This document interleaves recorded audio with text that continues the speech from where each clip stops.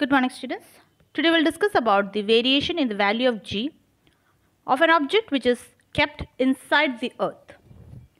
As we go towards the center of the earth and place an object there, let's see what will be the acceleration, gravitational acceleration acting on the object at a depth d. Suppose this figure is of earth and we have an object which is placed at a depth d inside the earth. We have learned earlier that we can calculate the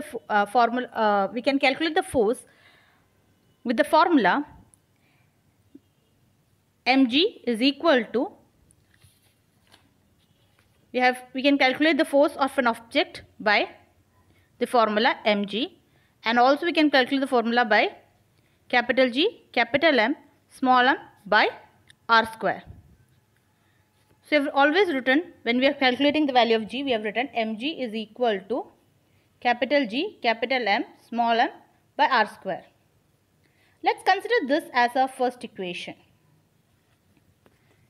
Now here, the capital R and capital M, which are the radius and mass of the earth, changes here.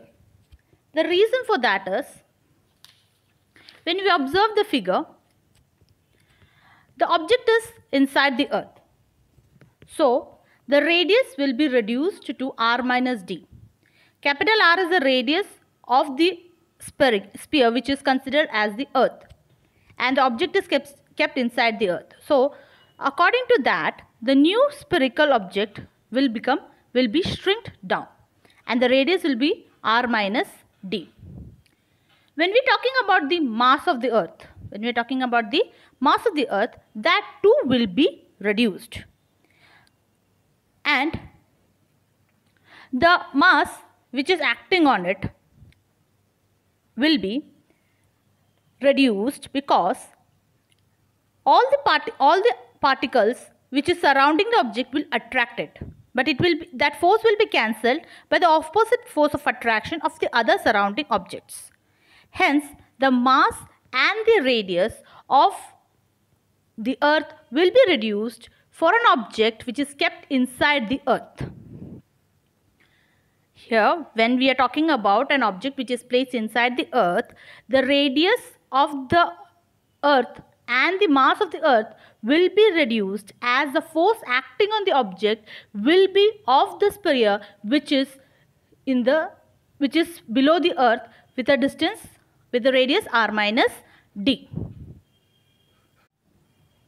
So, the radius of the new sphere or the sphere will be r minus d.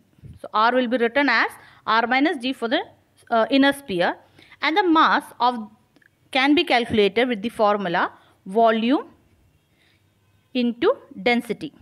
This is a formula to calculate the mass of a spherical object. So here, the volume of a spherical object can be given as 4 by 3 pi r cube, and density is written as rho. This is the volume of the earth and this is the density. So density can be calculated with the help of mass upon volume. So the mass of the earth can be written as mass upon volume. So mass of the earth will be written as ME here for our understanding, and the volume of the earth will be given by 4 by 3 pi r cube. Similarly, the density of the inner sphere also can be calculated with the same formula. Now let's try to understand the mass of the inner sphere. So we have to consider here the mass of the inner sphere now. We have to find the mass of the inner sphere. So mass of the inner sphere can be written as volume into density. So here the volume will be 4 by 3 pi r minus d the whole cube. Here the r is the radius of the inner sphere into density. Density will be ME upon 4 by 3 pi r cube, the density of the earth. So the mass of the earth will become here, mass of the earth of the inner sphere will become as 4 by 3 pi, and this 4 by 3 pi are in the numerator and denominator. So it can be cancelled, and the mass of the earth will be mass of the earth into r minus d the whole cube upon r cube. This is the mass of the inner sphere. ME, mass of the earth, into r minus d the whole cube upon r cube is the mass of the inner sphere. Our first equation that we have written was mg is equal to capital G, capital M, small m by r square. This was our first equation. Now let's rewrite the same equation. Here the mass of the object will be, the mass of the object is written by small m. Small g is the gravitational acceleration of an object at a depth. So here we will put it as g dash. This will be g dash. Capital G is the gravitational acceleration. But the radius is the new radius is r minus d. And that is the distance of the object from the center, or the radius of the inner sphere. And the mass of the inner sphere is, and the mass of the inner sphere was me into r minus d the whole cube upon r cube was the mass of the inner sphere. So when using this, when we rewrite the first equation, we can write as mg dash is equal to capital G me into r minus d the whole cube upon r cube into small m upon r minus d the whole square.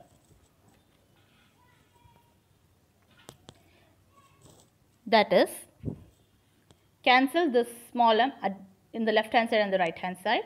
So g dash is equivalent to capital G, capital ME into r minus d the whole cube upon r cube into r minus d the whole square.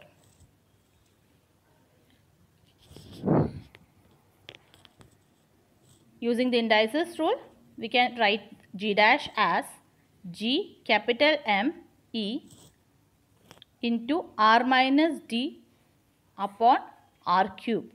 This is square and this is cube here. So according to indices rules, 3 minus 2 will become 1, and that is r minus d. So we are able to cancel this here. And so g dash is equal to capital G capital M E into r minus d upon r cube. Now let's find out what is the difference created. Is it increasing or decreasing? So we know that the acceleration due to gravity at the surface was given by capital G me by r square. So gs into r square is equal to gme, which this can be written here, and g dash can be written as gs r square into r minus d upon r cube.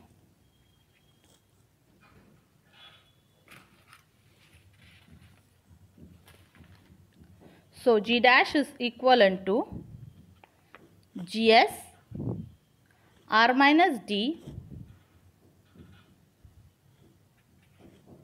by r.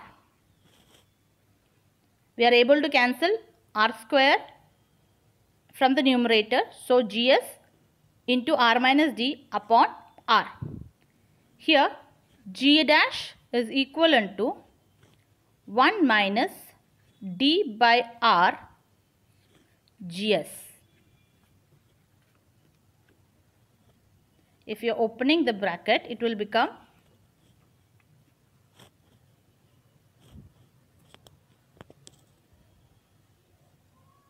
GSR minus GSD upon r.